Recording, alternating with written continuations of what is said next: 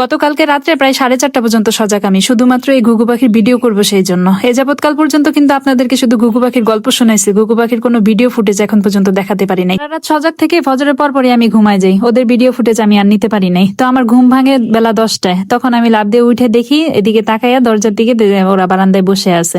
তো ভাবলাম যে কিভাবে ভিডিওটা করা যায়, আমি যদি সামনে যাইতে যাই তাহলে ওরা চলে যাবে, আর যদি আমি দূর থেকে করি তাহলে আপনারা বেশি ভালো করে দেখতে পারবেন না।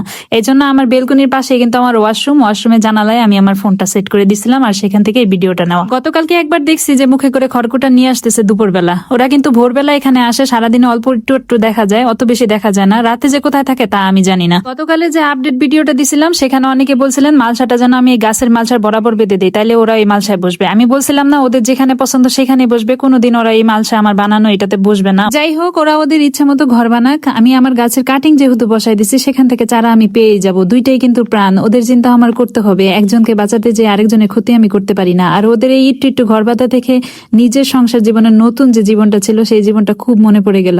এবার ভাবতেছি ওদের জন্য একটু খাবারের ব্যবস্থা করে দিব এই পাশের মালসাটাতে। ওরা কি ধরনের খাবার খায় সেই সম্পর্কে আমার কোনো আইডিয়া নাই। আমি ভাবছি কিছু সরিষা, কিছু চাল আর অল্প একটু পানি এখানে রেখে দিব যেন খাবার। মানুষের তো কত ধরনের কত স্বপ্ন থাকে, এই স্বপ্নটাও আমার একটা ছিল যে আমার বেলকনিতে যে কোনো একটা পাখি বাসা বাঁধবে। এভাবে যে ঘুঘু পাখি বাসা বাঁধবে সেটা আমি ভাবতে পারি নাই। আলহামদুলিল্লাহ, দোয়া করবেন যেন স্বপ্ন পূরণ হয়।